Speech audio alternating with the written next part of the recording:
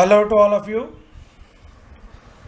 आज हम डिस्कस करेंगे इलेक्ट्रोकेमिस्ट्री में हमारा बहुत ही इम्पोर्टेंट टॉपिक। इस टॉपिक के रिगार्डिंग 3 मार्क्स का क्वेश्चन आपको सीबीएसई एग्ज़ाम में 100% मिलेगा। और ये जो टॉपिक है, इस टॉपिक पे हमें न्यूमेरिकल जो है वो पक्का मिलता होता है। तो ये टॉपिक जो है वो आपने ध्यान से करना है। मैं आज आपको इस टॉपिक का थोड़ा सा थ्योरेटिकल कंसेप्ट बता के, फॉर्मूला बताकर उसके न्यूमेरिकल्स की प्रैक्टिस भी करवाऊंगा। तो जैसे भी हमारे न्यूमेरिकल्स इस टॉपिक में से बन सकते हैं, वो सभी न्यूमेरिकल्स के टाइप में आपको करवाऊंगा। बाकी आपको खुद को भी प्रैक्टिस करनी है कोई भी सोर्स से, जिससे आपका ये वाला टॉपिक जो है वो क्लियर हो जाएगा और 100% आपके मार्क्स जो है यहाँ से सिक्योर हो जाएंगे। जो टॉपिक हमने आज डिस्कस करना है वो टॉपिक है हमारा effect of change of concentration and temperature on the value of electrode potential and EMF of the cell। बड़ी सारी हेडिंग है, लेकिन अगर मैं इसको शॉर्ट फॉर्म में लिख दूं तो ये शॉर्ट फॉर्म में हमारी हेडिंग आ जाएगी नर्नस्ट इक्वेशन। और ये बहुत ही इंपॉर्टेंट टॉपिक है। देखो, इससे पहले हमने इलेक्ट्रोकेमिकल सीरीज़ जो थी वो पढ़ी थी, और इलेक्ट्रोकेमिकल सीरीज़ में हमने कम से कम भी 5 एप्लीकेशन जो हैं वो डिस्कस की थी। तो उसमें से एक एप्लीकेशन थी हमारी to calculate standard EMF of the cell. ठीक है, तो उसके अंदर देखो हमने क्या किया था। जैसे मान लो हम किसी भी 2 इलेक्ट्रोड्स को आपस में कंबाइन करके सेल बना रहे हैं, तो उस सेल का टोटल पोटेंशियल हमें कितना मिलेगा, ये पोटेंशियल कैलकुलेट करने के लिए हम क्या कर रहे थे, हम जो है वो सेल क्रिएट कर रहे थे। जो सेल हम क्रिएट कर रहे थे उसके अंदर जो इलेक्ट्रोलाइट हम ले रहे थे, उस इलेक्ट्रोलाइट की कंसंट्रेशन थी 1 मोलर। इसके अलावा जो टेम्परेचर की कंडीशंस हम यूज़ कर रहे थे वो टेम्परेचर था हमारा 298 केल्विन। तो उस केस में हमें जो भी ईएमएफ मिलती थी हमारे सेल की, उससे हम बोलते थे standard EMF of the cell. लेकिन यहाँ पे मैंने आपको हेडिंग में क्या बोला, हमें हमारे इलेक्ट्रोलाइट्स की कंसंट्रेशन और टेम्परेचर जो है वो चेंज करना है। क्या ऑब्जर्व किया हमने, जब भी हम किसी गैल्वेनिक या वोल्टिक सेल के लिए इलेक्ट्रोलाइट्स की कंसंट्रेशन या टेम्परेचर जो है वो चेंज करते हैं, तो उस केस में हमने क्या ऑब्जर्व किया, हमारे सेल की स्टैंडर्ड ईएमएफ जो होती है वो स्टैंडर्ड नहीं रहती, वो चेंज हो जाती है। यानी कि जो भी हमारे सेल की ईएमएफ आ रही थी वो डिपेंडेंट थी कंसंट्रेशन ऑफ द इलेक्ट्रोलाइट पे और टेम्परेचर पे। और जब हमने इलेक्ट्रोलाइट और टेम्परेचर दोनों को हमने चेंज किया, तब हमारे स्टैंडर्ड ईएमएफ की वैल्यू भी क्या हो गई, चेंज हो गई। तो चेंज होने के बाद जो हमारे पास वैल्यू आ रही है, मतलब एक अलग कंसंट्रेशन पे या एक अलग टेम्परेचर पे जो हमारे पास वैल्यू आ रही है, तो वो वैल्यू हम कैसे सॉल्व आउट कर सकते हैं। इसके लिए जो फॉर्मूला हमें बताया, जो रिलेशन हमें बताया, उस फॉर्मूला को हम क्या बोलते हैं, नर्नस्ट इक्वेशन बोल देते हैं। तो ये हमारे पास हमारा कंसेप्ट है। तो आपको सबसे पहली चीज़ यहाँ पे यही समझनी है कि जो नर्नस्ट इक्वेशन है हमारी, वो हम क्यों यूज़ करते हैं। Nernst equation is used to calculate EMF of the cell when concentration of the electrolyte is taken other than unity and temperature is taken other than 298 kelvin. मैं आपको ये नहीं बोल रहा हूँ कि हमें दोनों कंडीशंस चेंज करनी है। आप चाहे कंसंट्रेशन चेंज करें, चाहे आप टेम्परेचर को चेंज करें, दोनों में से किसी एक फैक्टर को भी अगर आप चेंज कर देंगे तो भी हमारे पास ईएमएफ की वैल्यू जो है वो चेंज हो जाएगी। तो इसी तरीके से हमें यहाँ पे ये बताना है। तो यही मैं आपको यहाँ पे क्लियर कर रहा हूँ कि दोनों में से कोई भी वैल्यू अगर चेंज होगी तो भी हमारे सेल का ईएमएफ जो है वो चेंज हो जाएगा। फिर वो चेंज होके कितना आएगा, यही वैल्यू हमें यहाँ पे कैलकुलेट करनी है। ठीक है, तो ये हमारे पास हमारा केस है नर्नस्ट इक्वेशन का। अब यहाँ पे देखो, वैसे मैंने आपको ये बोला कि कंसंट्रेशन या टेम्परेचर चेंज होने पे हमारे सेल की ईएमएफ चेंज होगी। तो ज़रूरी नहीं है कि आप हर बार सेल ही कंसीडर कर रहे होंगे। हम यहाँ पे कोई एक इलेक्ट्रोड भी ले सकते थे। अगर मुझे मान लो किसी इलेक्ट्रोड का पोटेंशियल लेना है, तो पहले जब हम इलेक्ट्रोड्स का पोटेंशियल कैलकुलेट कर रहे थे 1 मोलर सॉल्यूशन पे या 298 केल्विन पे, तो उसे हम क्या बोल रहे थे, उसे हम जनरली बोल रहे थे स्टैंडर्ड इलेक्ट्रोड पोटेंशियल। लेकिन अब यहाँ पे देखो क्या होगा, यहाँ पे हमें 1 मोलर सॉल्यूशन जो है वो लेके चलना है, और 1 मोलर सॉल्यूशन के अलावा कोई कंसंट्रेशन लेके चलनी है, और टेम्परेचर को भी हम चेंज कर सकते हैं। तो उस केस में हमारा स्टैंडर्ड इलेक्ट्रोड पोटेंशियल जो होगा वो अब स्टैंडर्ड कंडीशंस में नहीं सोल्व होगा, अलग कंडीशंस में सोल्व होगा। तो हम उन अलग कंडीशंस के रिगार्डिंग भी इलेक्ट्रोड पोटेंशियल जो है वो निकाल सकते हैं। तो यही दोनों चीज़ें हमें हमारे इस टॉपिक के अंदर आज डिस्कस करनी है। सबसे पहले मैं आपको एक बात बता दूं जो हमें ध्यान रखनी है नर्नस्ट इक्वेशन को पढ़ते हुए या नर्नस्ट इक्वेशन को अप्लाई करते हुए। जब भी आप नर्नस्ट इक्वेशन को स्टडी करोगे तो आपको जो अपनी सेल रिएक्शन है, अगर आप सेल की बात कर रहे हो, या आपकी इलेक्ट्रोड रिएक्शन होगी, जो इलेक्ट्रोड हाफ रिएक्शन, चाहे वो रिडक्शन की है चाहे वो ऑक्सीडेशन की है, आपने हमेशा क्या करना है, चाहे आपकी सेल रिएक्शन है चाहे आपकी इलेक्ट्रोड रिएक्शन है, अगर इलेक्ट्रोड रिएक्शन है तो इसको आप हमेशा लिखेंगे रिडक्शन की फॉर्म में, चाहे आपकी इलेक्ट्रोड पे ऑक्सीडेशन हो रही हो, और अगर रिडक्शन हो रही हो तो रिडक्शन की फॉर्म में लिखते हैं। तो ये पहली चीज़ हमें याद रखनी है। अगर मैं यहाँ पे सेल रिएक्शन की बात भी कर रहा हूँ तो सेल रिएक्शन में भी मैं क्या करूँगा, जब मैं नर्नस्ट इक्वेशन को अप्लाई करूँगा तो मैं मेरी पहले सेल रिएक्शंस को 2 हाफ रिएक्शंस में कन्वर्ट कर लूँगा। वो 2 हाफ रिएक्शंस मेरी कौन सी होंगी, ऑक्सीडेशन हाफ रिएक्शन और रिडक्शन हाफ रिएक्शन। जो रिडक्शन हाफ रिएक्शन है वो रिडक्शन की फॉर्म में लिखी होगी, उसको एज इट इज रहने देंगे। जो हमारी ऑक्सीडेशन हाफ रिएक्शन होगी उसको मैं किस में कन्वर्ट कर लूँगा, रिडक्शन की फॉर्म में कन्वर्ट कर लूँगा। तो ये चीज़ आपको याद रखनी है। जब भी आप किसी रिएक्शन को नर्नस्ट इक्वेशन के लिए इलेक्ट्रोड रिएक्शन को जब भी आप लिखोगे तो वो कौन सी फॉर्म में लिखनी है, रिडक्शन की फॉर्म में लिखनी है। वैसे सेल रिएक्शन को 2 हाफ रिएक्शंस में कन्वर्ट करने की ज़्यादा ज़रूरत पड़ती नहीं है, हम डायरेक्टली हमारी सेल रिएक्शन पे भी नर्नस्ट इक्वेशन जो है वो अप्लाई कर सकते हैं। तो वो भी मैं आपको भी बताऊंगा कि हम ये चीज़ कैसे करेंगे और कैसे नहीं करेंगे। अभी पहले मैं किसकी बात कर रहा हूँ, इलेक्ट्रोड रिएक्शन की बात कर रहा हूँ।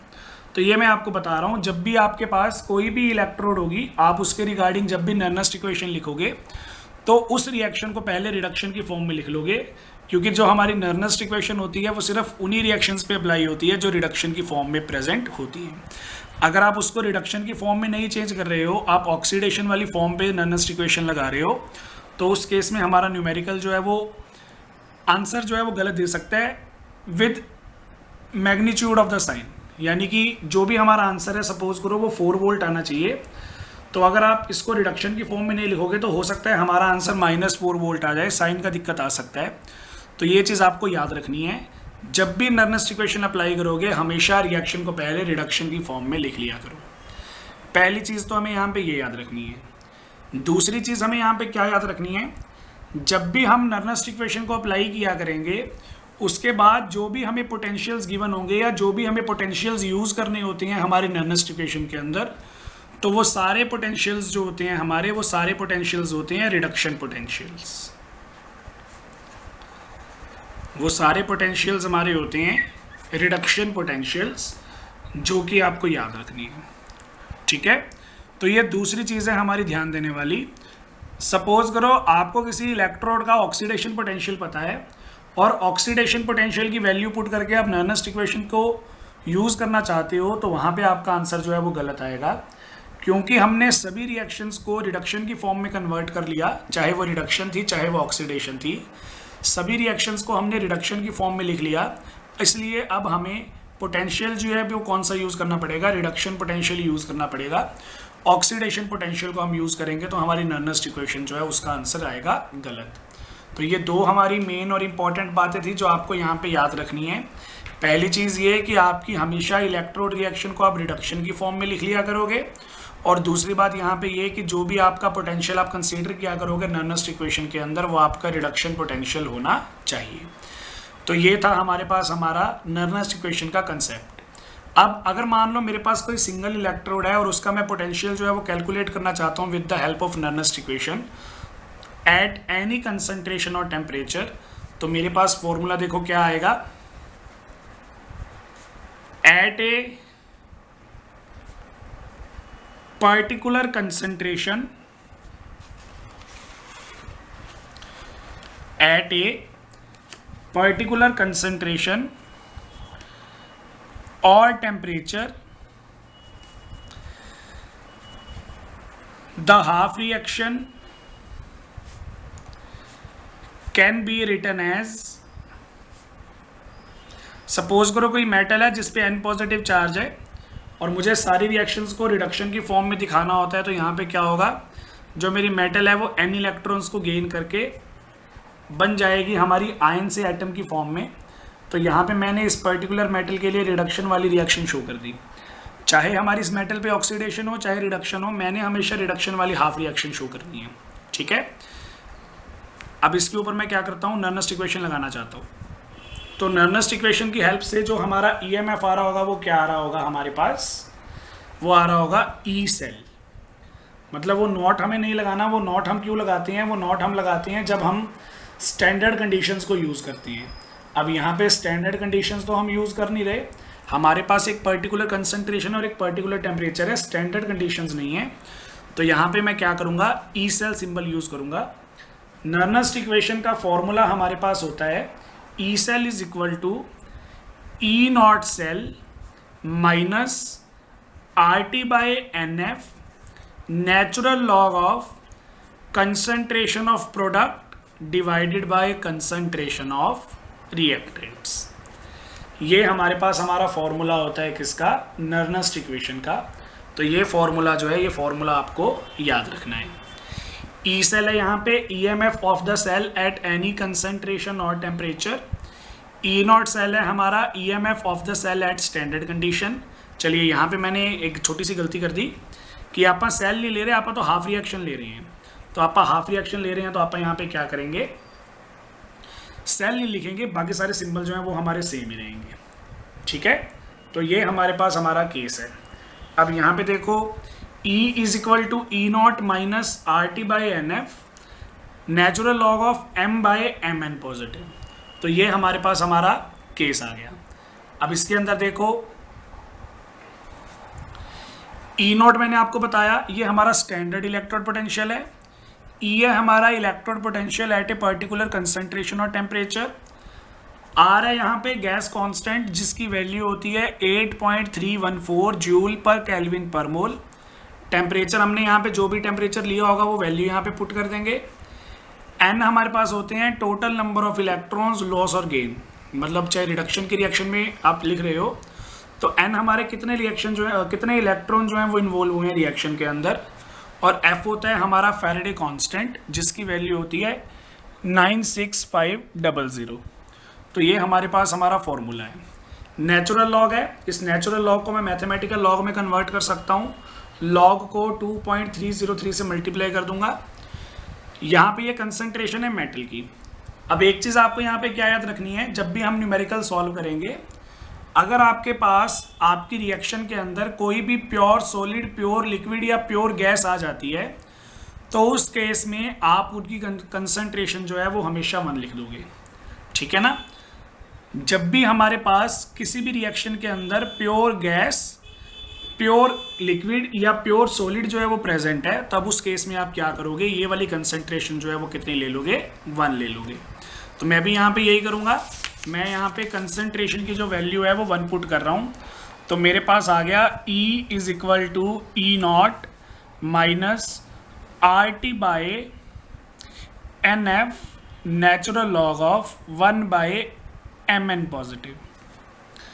तो ये हमारे पास हमारा फॉर्मूला आ गया नर्नस्ट इक्वेशन का फॉर कैलकुलेशन ऑफ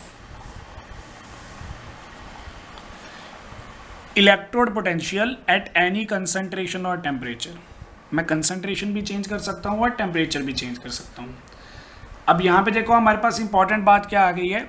सपोज करो मैं टेम्परेचर चेंज नहीं कर रहा, मैंने टेम्परेचर अभी भी स्टैंडर्ड लिया हुआ है। स्टैंडर्ड टेम्परेचर हमारा कितना था, 298 केल्विन। टेम्परेचर मैंने अभी भी स्टैंडर्ड लिया हुआ है, लेकिन मैं कंसंट्रेशन जो है वो कोई और ले रहा हूँ। कंसंट्रेशन मेरी स्टैंडर्ड नहीं है। ठीक है। तो यहाँ पे अगर मैं टेम्परेचर की वैल्यू 298 पुट कर देता हूँ आर तो हमारा वैसे ही कांस्टेंट है 8.314 जूल पर केल्विन पर मोल।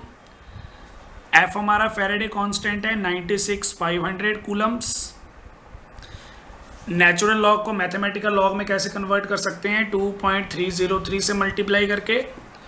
तो ये जितनी भी कांस्टेंट क्वांटिटीज़ मेरे पास आ रही हैं, ये कांस्टेंट क्वांटिटीज़ में ऊपर पुट कर देता हूँ। तो E is equal to E0 minus RT by NF था मेरे पास। यहाँ पे मैं वैल्यूज़ जो है वो पुट करूँगा। तो पहले मैंने नेचुरल लॉग को मैथमेटिकल लॉग में कन्वर्ट कर लिया। अब जो हमारी बाकी की वैल्यूज़ हैं वो भी पुट कर देता हूँ। तो 8.314 into 298 into 2.303 divided by n into 96,500। ये n जो होता है ये फिक्स नहीं हो सकता, ये रिएक्शन टू रिएक्शन वेरी करता है। किसी रिएक्शन में हम 1 इलेक्ट्रॉन गेन करेंगे, किसी रिएक्शन में 2 इलेक्ट्रॉन गेन करेंगे, किसी रिएक्शन में 3 इलेक्ट्रॉन गेन करेंगे, है ना। तो उसके अकॉर्डिंग हमारे पास ये कांस्टेंट चेंज हो सकता है, n की वैल्यू चेंज हो सकती है, तो इसको आप फिक्स नहीं कर सकते। बाकी जो चीज़ें हमारी फिक्स थी वो मैंने पुट कर दी हैं। पुट करके जब मैं इन सारी क्वांटिटीज़ को सॉल्व करूँगा, मतलब इन नंबर्स को मल्टीप्लाई कर लूँगा, बाद में इससे डिवाइड कर दूँगा, तो मेरे पास आ जाएगा E is equal to E0 minus 0.0591 by n into log of 1 by mn positive. तो ये हमारे पास हमारा फॉर्मूला आ गया नर्नस्ट इक्वेशन का। नर्नस्ट इक्वेशन के रिगार्डिंग हमारे पास देखो यहाँ पे 2 फॉर्मूलाज आ गए, एक ये वाला फॉर्मूला और एक ये वाला फॉर्मूला। इस वाले फॉर्मूले को हम तब यूज़ करते हैं जब टेम्परेचर हमें 298 केल्विन के अलावा कुछ और टेम्परेचर दिया गया, 290 दिया गया, 300 दिया गया, 305 दिया गया, 350 दिया गया। 298 केल्विन के अलावा कोई भी हो, हम इस फॉर्मूला को यूज़ करते हैं। लेकिन अगर मैं बोल दिया कि टेम्परेचर जो है वो हमारा 298 केल्विन ही है, तो टेम्परेचर अगर हमारा 298 केल्विन होगा, इसका मतलब वैल्यूज़ पुट करके फिर मैं ये वाला फॉर्मूला यूज़ कर सकता हूँ।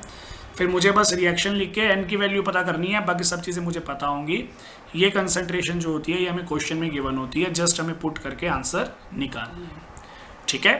तो ये हमारे पास हमारी नर्नस्ट इक्वेशन थी for calculation of the electrode potential. अब इलेक्ट्रोड पोटेंशियल तो हमने कैलकुलेट कर लिया, अब हमें हमारे सेल की EMF भी कैलकुलेट करनी है। तो सेल की EMF कैलकुलेट करने के लिए मैंने एक जनरल सेल रिएक्शन ले ली, जो है मेरे पास AABB चेंजेस टू CCDD। ये एक सेल रिएक्शन है मेरे पास।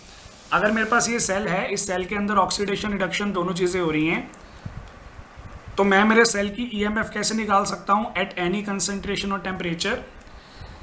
E cell is equal to E0 cell minus RT by NF natural log of concentration of products by reactants. तो प्रोडक्ट हैं हमारे यहाँ पे C और D, और रिएक्टेंट थे हमारे A और B। अगर आप देखो C के नंबर ऑफ मोल प्रेजेंट थे स्मॉल c और D के नंबर ऑफ मोल प्रेजेंट थे स्मॉल d, तो जो भी हमारे नंबर ऑफ मोल्स होते हैं वो पावर में चले जाते हैं।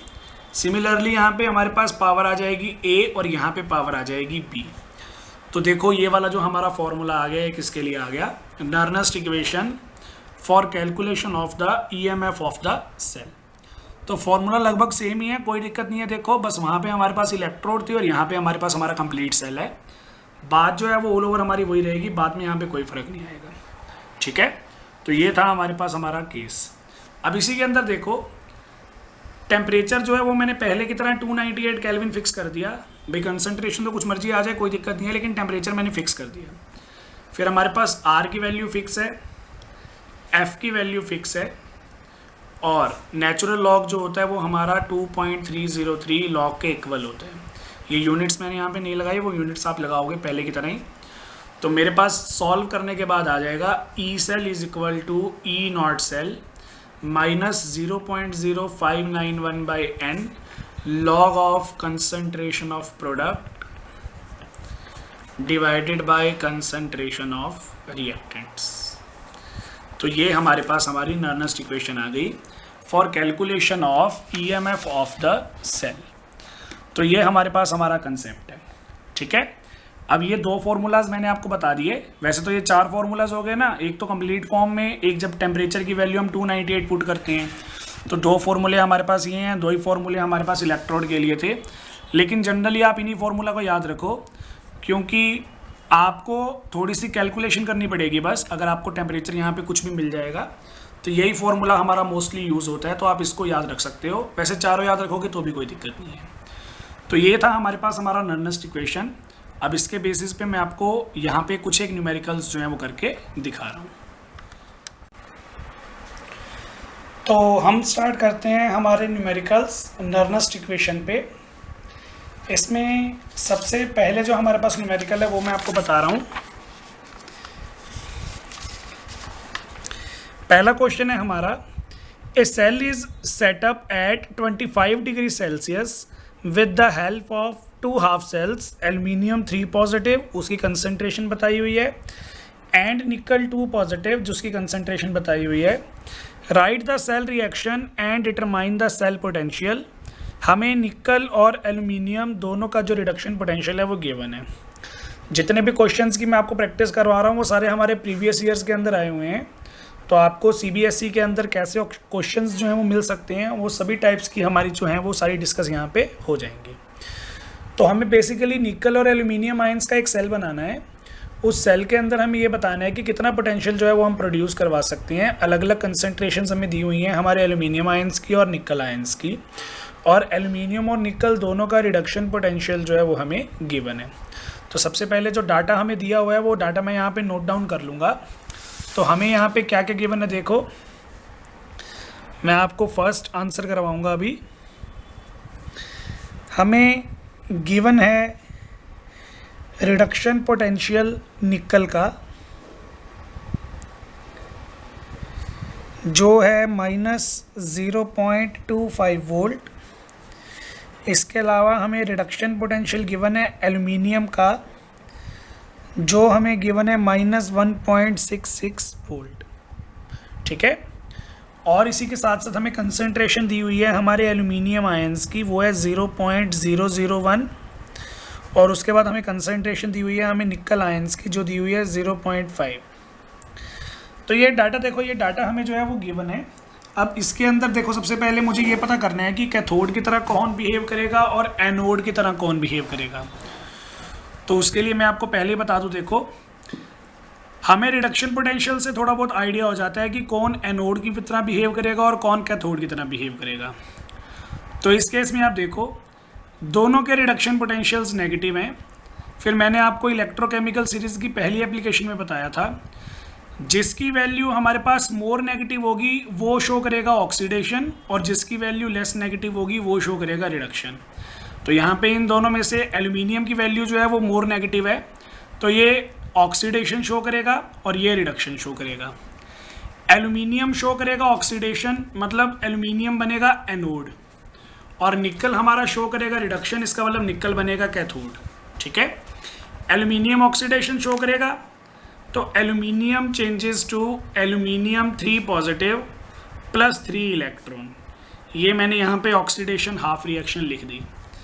फिर निकल 2 पॉजिटिव गेन करेगा 2 इलेक्ट्रॉन्स को और बनाएगा निकल। ये मेरी रिडक्शन हाफ रिएक्शन हो गई। ठीक है, इलेक्ट्रॉन्स को बैलेंस करना पड़ेगा, उसके लिए मुझे इस इक्वेशन को यहाँ पे 3 से मल्टीप्लाई करना पड़ेगा और इस इक्वेशन को 2 से मल्टीप्लाई करना पड़ेगा। उसके बाद जो हमारे पास हमारी ओवरऑल रिएक्शन आएगी वो क्या आएगी, देखो ये 2 से मल्टीप्लाई हो गया तो 2 एल्यूमिनियम, ये 3 से मल्टीप्लाई हो गया तो ये 3 निकल 2 पॉजिटिव, 6 इलेक्ट्रॉन और 6 इलेक्ट्रॉन यहाँ पे कट हो गए। ये 2 से मल्टीप्लाई हो गया तो 2 एल्यूमिनियम 3 पॉजिटिव, और ये हमारा 3 से मल्टीप्लाई हो जाएगा तो 3 निकल एटम्स। तो ये हमारे पास हमारी ओवरऑल रिएक्शन जो है वो हो जाएगी हमारे सेल के लिए। तो इस रिएक्शन में आप क्लियरली देख सकते हो कि जो हमारा एल्यूमिनियम है वो ऑक्सीडेशन शो कर रहा है, जो निकल है हमारा वो रिडक्शन शो कर रहा है ना। तो ये हमारे पास हमारा ओवरऑल प्रोसेस हो गया। अब इस ओवरऑल प्रोसेस के लिए मैं नर्नेस्ट इक्वेशन अप्लाई कर रहा हूँ। Applying Nernst equation, E cell is equal to E naught cell minus RT by NF log of concentration of product divided by concentration of reactants।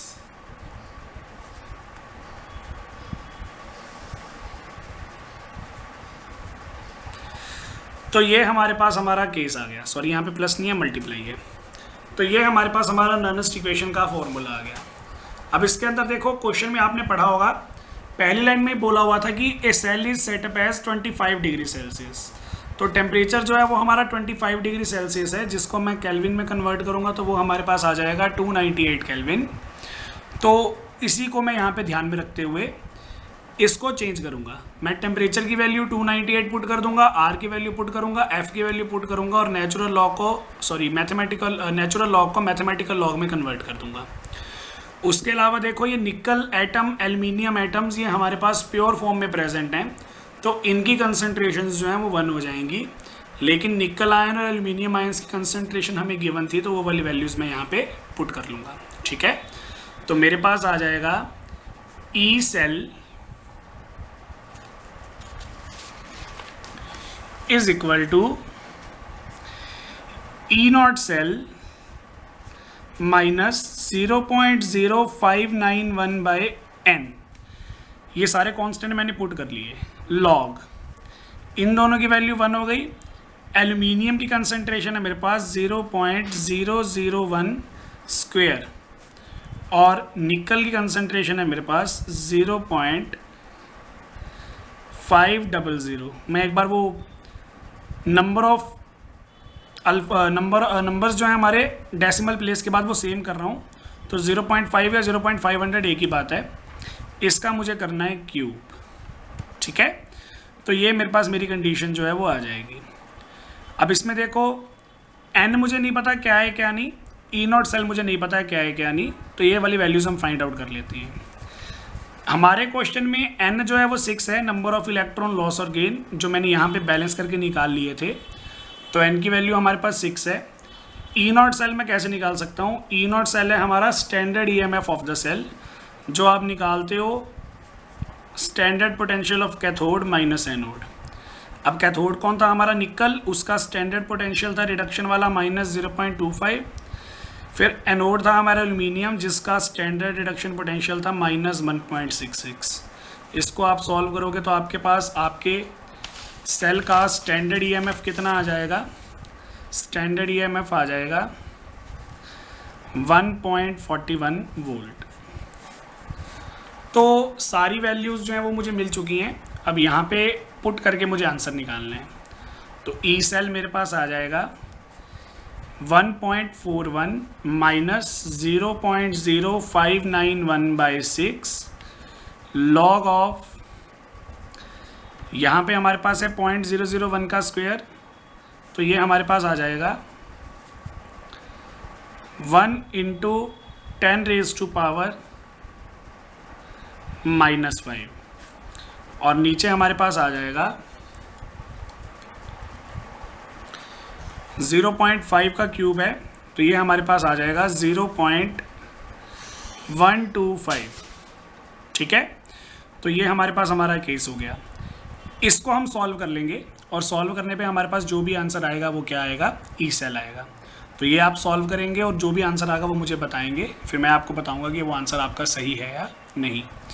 तो ये हमारे पास था हमारा फर्स्ट न्यूमेरिकल। फिर हमारे पास आ जाएगा हमारा सेकंड न्यूमेरिकल। तो सेकंड न्यूमेरिकल मैं यहाँ पे आपको पढ़ के दिखा देता हूँ। सेकंड न्यूमेरिकल है हमारे पास calculate the potential of zinc ions electrode in which zinc ion activity is 0.001 molarity और हमें स्टैंडर्ड इलेक्ट्रोड पोटेंशियल जो है वो गिवन है। बहुत ही इजी क्वेश्चन है। यहाँ पे हमें सेल नहीं दिया, हमें इलेक्ट्रोड दे दिया है। तो मैंने आपको नर्नस्ट इक्वेशन का जो पहला फॉर्मूला बताया था वो फॉर्मूला हमें यहाँ पे यूज़ करना पड़ेगा। क्या क्या गिवन है हमें पहले मैं लिख लेता हूँ। मुझे हमारे जिंक आयंस की एक्टिविटी जो है वो गिवन है। एक्टिविटी को हम स्मॉल ए से डिनोट करते हैं। जिंक आयंस की एक्टिविटी मुझे गिवन है यहाँ पे 0.001 मोलर कंसंट्रेशन। ठीक है, उसके अलावा मुझे रिडक्शन पोटेंशियल भी गिवन है जिंक इलेक्ट्रोड का। जिंक इलेक्ट्रोड का रिडक्शन पोटेंशियल गिवन है -0.76 वोल्ट। अब देखो, वैसे जो हमारा जिंक है वो स्टैंडर्ड हाइड्रोजन इलेक्ट्रोड के रिस्पेक्ट में रिडक्शन ऑक्सीडेशन शो करता है, लेकिन जब भी हम नर्नस्ट इक्वेशन को अप्लाई करते हैं तो हमें हमारी रिएक्शन को हमेशा लिखना होता है रिडक्शन हाफ रिएक्शन की फॉर्म में। तो यहाँ पे जो हमारा इलेक्ट्रोड है जिंक इलेक्ट्रोड, इसकी हाफ रिएक्शन को भी हम रिडक्शन की फॉर्म में लिखेंगे। तो ये हमने यहाँ पे रिडक्शन की फॉर्म में इसको लिख दिया, ठीक है। तो zinc 2 positive plus 2 electron changes to zinc. अब इस रिएक्शन पे मैं नर्नस्ट इक्वेशन अप्लाई कर रहा हूँ, मेरे पास आ जाएगा E cell is equal to E naught cell minus sorry cell नहीं आएगा, सिर्फ ई और ई नॉट आएंगे क्योंकि हमारे पास ये सेल नहीं है, हमारे पास ये इलेक्ट्रोड है हमारी। तो E is equal to E naught minus R T by n F log of concentration of product divided by concentration of reactants, ठीक है। अब देखो E नॉट की वैल्यू मुझे गिवन है, वो मैं पुट कर दूंगा। टेम्परेचर ना इस न्यूमेरिकल में मेंशन नहीं था, जब भी आपको टेम्परेचर मेंशन नहीं होगा तो आपने हमेशा स्टैंडर्ड कंडीशन ही मान के चलनी है। तो टेम्परेचर मैं यहाँ पे 298 पुट कर दूंगा, R मुझे पता है, F मुझे पता है, N की वैल्यू क्या है, N की वैल्यू है 2 क्योंकि 2 इलेक्ट्रॉन गेन हो रहे हैं। यहाँ पे ये जो हमारा जिंक है ये प्योर कंसंट्रेशन में है, इसलिए इसकी वैल्यू 1 आएगी। यहाँ पे जिंक आयंस की कंसंट्रेशन लेनी है, हमें एक्टिविटी गिवन है। तो एक्टिविटी और कंसंट्रेशंस में कुछ खास फर्क नहीं होता। डाइल्यूट सॉल्यूशन के लिए एक्टिविटी जो होती है वो कंसंट्रेशन के ऑलमोस्ट इक्वल आती है। तो यहाँ पे देखो कंसंट्रेशन कम है ना काफ़ी, इसकी वजह से एक्टिविटी कंसंट्रेशन दोनों सेम ही है, मतलब ये एक्टिविटी वाली वैल्यू मैं यहाँ पे पुट कर दूंगा। तो सारी वैल्यूज़ हैं मेरे पास, इनको फटाफट पुट कर लेते हैं। हमारे पास आ जाएगा E is equal to minus 0.76 plus minus 0.0591 by 2। वो यहाँ पे पीछे टेम्परेचर 298 केल्विन था ना, तो मैंने सारी वैल्यूज़ पुट कर ली, मेरे पास आया 0.0591। ये 2 मैंने n की वैल्यू पुट की है, log ऑफ 1/0.001। तो ये हमारे पास हमारी मैथमेटिकल फॉर्म आ गई। इसको फिर आप सॉल्व कर लेंगे, अगर कोई भी दिक्कत आएगी तो मुझसे पूछ लेंगे। आंसर्स मुझे प्लीज़ आप ग्रुप में ज़रूर बताना ताकि मैं आपको बता सकूँ कि आपके आंसर्स जो हैं वो सही हैं या गलत हैं। तो ये हमारे पास हमारा आ जाएगा सेकंड न्यूमेरिकल, ठीक है। उसके बाद थर्ड न्यूमेरिकल है हमारे पास। थर्ड न्यूमेरिकल जो है उसमें कैलकुलेशन थोड़ी सी ज़्यादा है, लेकिन है सेम तरीका ही, कुछ खास उसमें डिफरेंस नहीं है। थर्ड क्वेश्चन है हमारे पास, calculate the potential for the half cell containing 0.1 molar K2Cr2O7 यानी कि potassium dichromate, 0.2 molarity chromium ions, 1 × 10⁻⁻⁴ molar H positive ions. The standard electrode potential is 1.33 and the half cell reaction is this. तो ये हमारे पास 2011 में question आया हुआ है। Reaction हमें दी हुई है, पोटेंशियल हमें दिया हुआ है, अलग अलग कंसंट्रेशंस हमें दी हुई हैं, हमें सिर्फ यहाँ पे वैल्यू पुट करके आंसर निकालना है, ठीक है। टेम्परेचर हमारा इस क्वेश्चन में भी मेंशन नहीं है, तो टेम्परेचर जो है वो हम 298 केल्विन ही एज्यूम करके चलेंगे। तो हमारे पास यहाँ पे आ जाएगा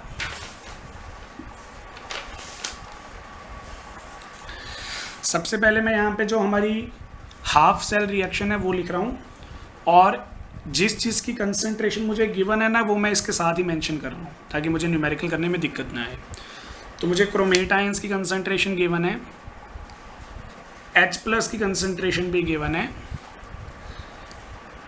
6 इलेक्ट्रॉन भी थे साथ में सॉरी, और 2 क्रोमियम आयंस थे जिनकी कंसंट्रेशन भी मुझे गिवन है, और 7 पार्ट्स है वाटर, ठीक है।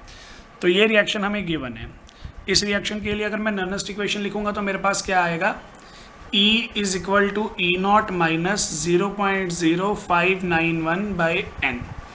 मैंने पहले ही वो टेम्परेचर की वैल्यू 298 है ना, तो मैंने वैल्यू पुट करके सब कुछ सॉल्व कर लिया। Log of concentration of product में आ रहे हैं क्रोमियम आयंस, उनका स्केयर, H2O उसकी पावर 7, और नीचे हमारे पास आ रहे हैं हमारे रिएक्टेंट्स जो हैं हमारे 0.1 और 10⁻⁴। इसके नंबर ऑफ मोल्स 14 है ना, तो ये 14 हमारा पावर में चला जाएगा। तो ये हमारे पास हमारा केस है, ठीक है।